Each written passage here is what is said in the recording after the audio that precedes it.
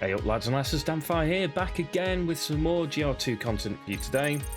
Carrying on with the tactical tactics. I'm guessing that's what I'm going to call this mini-series now. We have another tactical sim today. I believe it's Bloodsail Earl, which is the pirate, the Red Dragon, the pirate carrier. So we'll be jumping into that and going to show you some tactics that you can use. They're quite similar to the invasion for this one, the enemy invasion, but we'll show you nonetheless anyway. Just a quick one then, don't forget to like, comment and subscribe. And I will be doing a giveaway at the end of the month. It's Crying Suns for PC, so don't forget to check that out. And all the subs will be have a chance of getting that, and all my followers on Twitch as well. If you have both a follow and a sub, you will get 2 entries into the chance of winning. So don't forget, if you're subbed over here but not followed over on Twitch, check out in the comments below. There is a link in the description for my Twitch. Give yourself an increased chance of grabbing that. Anyway, guys, let's get straight into it then. We're going to go into missions, tactical sim, and we have Earl Bloodsail, not Bloodsail Earl. Earl Bloodsail. So the basic premise of this one is to get underneath it. It has a tactical missile, and if you can get right underneath and into the ship, you can pretty much stop that missile from ever hitting you. So we're going to try and move our guys back through it, similar to how we do with the enemy invasion. Make sure that the ships that you want to put inside don't have transition devices on and stuff like that. You can use them, but just make sure you got your captain turned off auto, otherwise you will have issues with it. In this case, I'll be trying to get my Jim on my monster into it, and I'll also be trying to get Surf on the Tornado. They're still my 2 highest damaging ships.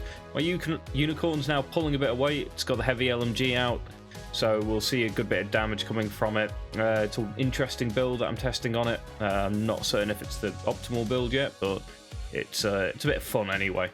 So without further ado, let's jump in.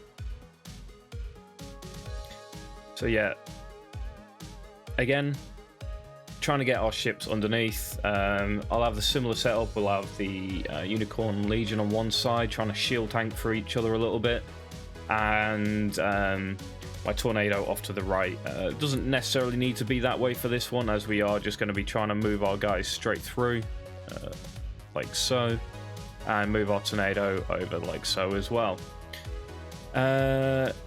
These can stay on auto, so don't worry too much about them. I have got a transition device on here, so I'm going to be using that to try and get into distance quickly. There's an EMP as well. It's pretty useful for this one, because this does have a laser. So we're going to turn the 2 captains I want to turn off. We're going to jump now, and we are going to use my transition device and EMP. Once we get into it, we're going to flame out. And again, we're going to get the Tornado in a bit as well. That's going to pop my crit CN, and we're going to pop the torp that's on it as well. Now they're both in line. We're going to make sure that our Legions stop moving. We actually do need to move that cruiser, I believe. If you can get right behind it, you can actually stop being hit. Like my monster, you'll see here, is not taking any damage from that laser, but the cruiser is. So it's important to try and keep them a little bit further back than that. That's a mistake on my part. It won't matter too much of my damage. Most of my damage is coming from the monster here.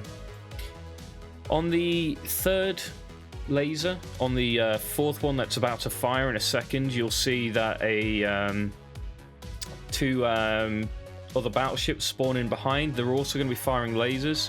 So what we're going to want to do here is we're going to EMP, we're going to jump and bring our shields back up.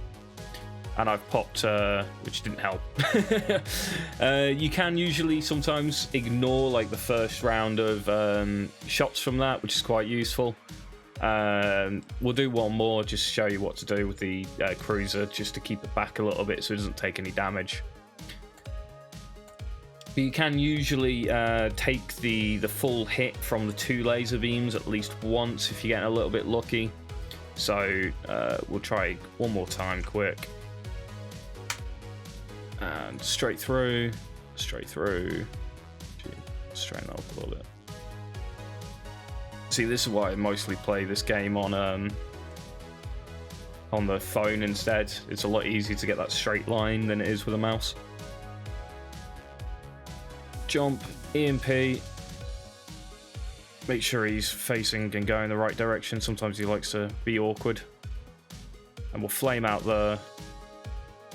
almost in position with the cruiser. And we'll flame out the retarget. Turn our Legion off. And as you can see, no one's taking any damage from that laser now.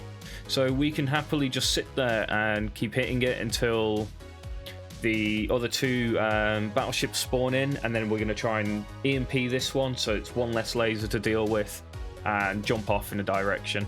At that point, I recommend turning this one on auto as well, just to make sure you're getting the most damage out of it and keeping it further away from the enemy. So this is the third laser hitting now.